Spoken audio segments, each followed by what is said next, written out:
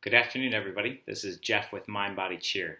Do any of you coaches out there have athletes that when they learn a stunt, they cannot tolerate not hitting the stunt the very first time? Do you have any athletes who have all of this potential, but you notice they have a really hard time taking challenges? They hold themselves back and they have a tendency to play it safe? Well, one of the concepts that I'm going to be teaching this summer when holding staff trainings as well as doing skills camp across the country is the concept of free to fail. Before I get into exactly what that is, I want to explain to you all something that most of you know, but I want to apply it to cheerleading directly. We all know that the only way to grow is to push past our current comfort zones. Right? It's a pretty simple concept when we think of muscle building. The concept is called overload. If we want to make our biceps stronger, we have to overload the muscle, which means to lift more than we normally do on an everyday basis. That's the only way for your muscles to get stronger and to grow. Did you know the same concept holds true for our brains?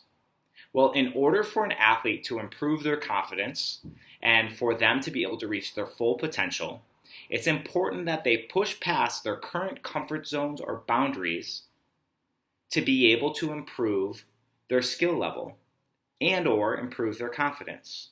So what does that have to do with overload and free to fail? Well, often in cheerleading, we have this pinnacle that we all want to reach. It's called perfection. The reality, though, is that when we hold our athletes to this idea of wanting to be perfect, what we're actually doing is stopping them from trying to overload their brains. We create a team culture and a team environment that limits them from trying new things. The idea and the concept of free to fail is something that allows our athletes to feel more comfortable challenging themselves when we as coaches can embrace the concept of openness to new skills. When we can learn to tolerate the learning process that we watch our athletes go through, we are actually setting up an environment for our athletes to flourish. I want you all to challenge yourselves as coaches. So the same concept of overload.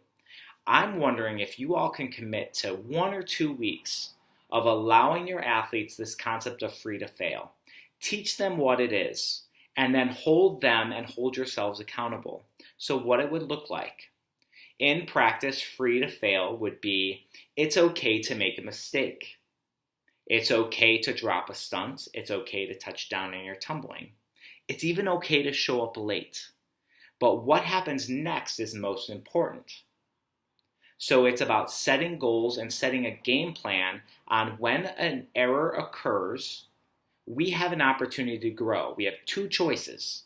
We have the opportunity to grow and choose and learn from it, or we have the choice to be really upset, hard on ourselves, hard on our athletes, and stifle the opportunity to grow. It is your choice as an athlete, and it is your choice as a coach. I would love to get feedback from you all on how this concept of free to fail works for you. If you have any questions, or you want to follow up on that, you can contact me at Jeff Benson on Facebook or reach me by email at mindbodycheer@gmail.com. Until next time, everybody, be well.